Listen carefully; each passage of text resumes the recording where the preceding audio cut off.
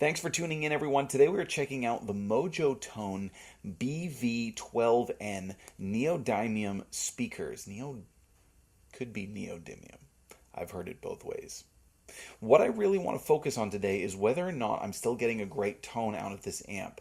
The benefit of the neodymium speakers is, generally speaking, that they are much lighter than other speakers. Now, if you have a small amp, that might not be a huge deal. But, for instance, today I'm playing into my Marshall JVM 212, which is an absolute behemoth, to the point where I sometimes favor other amplifiers just because I don't want to lug it around. But I love that amp, so I really want to test out some neodymium speakers and see whether or not it maintains its sort of classic tone, its richness, but making it more reasonable to carry around. So let's start off with a jam here, then we're going to talk about it a little bit and then hear several different tones that these speakers are capable of. Please remember to like, share, and subscribe, and I hope you enjoy.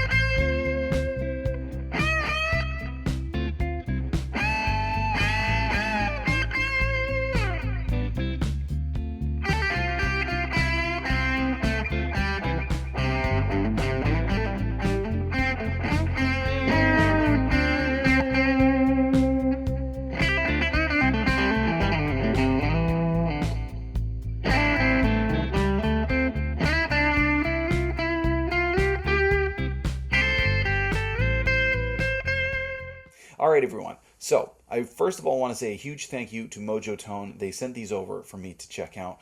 I reached out to them because I was really interested. I have worked with Mojotone before, but it's been years. Like pre-pandemic, we did a pickup demo together and never really followed up with anything. So I'm excited to be working with Mojotone again. They obviously make great stuff. Now I've tried several neodymium speakers before, and some of the ones that I tried were, they were decent. They were pretty good, but one of the things was they were kind of new at the time when I tried them out, and they used to be much darker. And so I've always kind of been like, yeah, like, well, what are you sacrificing? If you want to reduce the weight of your amplifier, what am I giving up in exchange for that? Now, this is not a speaker comparison video. I thought about doing it as a speaker comparison video, but the trouble with that is that it's kind of a rabbit hole you can go too far down, because it's like, even just regular ceramic or Alnico speakers can drastically change the tone. And one is not necessarily better than the other. It's sometimes just a question of voicing of what sound do you want to go for. So with this video, I really wanted to just focus on, honestly, like, does the amp sound good? Does it sound good? Am I sacrificing anything in my pursuit to try and limit the weight? Now, these are 4.9 pounds, according to the literature. I installed two of them, so there's two of them in there. They're 8 ohms, and they're running 8 ohms running at 16, and I'm miking them up in stereo today. And I also removed the back plate. Now, between the two things, between the speakers and removing the giant back plate, I probably cut the weight of this amplifier by 16 or 17 pounds. And I've already found, even just moving it around in the studio, I was like, oh, this is such a difference. It really made a huge difference, to the point where I'm like, this kind of like, I could take this amp out again. Now, I know there's going to be somebody out there who's just like, it's gains, bro. You just got to work out. It's like, but when you're playing a lot of gigs and you're going out and you're bringing amplifiers everywhere and you're, moving them in and out of places, if you have multiple amps that weigh a lot less and sound just as good, yeah, you're going to favor those. So, there's just all kinds of, it makes so much more sense to have lighter amps. And, particularly nowadays, a lot of the aging rockers are switching over to digital for that primary purpose. It's like they don't, older guys, they've put their time in. They don't want to hurt their backs anymore. They're ready to, kind of get the tone in these new ways. But I love this amp. I didn't really want to give up on it, so I'd been looking into some neodymium speaker options. Now, what I found about these speakers is they have a very even and balanced response, and I actually like it because is there less top end? Are they dark and sort of dull like some of the earlier neodymium speakers I tried? I wouldn't say so. I think they still have a nice articulation, but what I did notice was they actually balanced out and smoothed out some of the top end. Not to the point where I would call them dark speakers, but to the point where I actually just got like more of a usable range on my treble and presence knobs. Because Marshall amps in particular, they can be pretty brittle sounding, They can be very, very edgy unless you really get them cranked up to the point where they compress. So having a speaker that sort of slightly rolls off a little bit of that top end but maintains articulation can be really good. So to show that off right now, I want to go back with the Stratocaster and play a clean and an edge of breakup sound and hear how that is.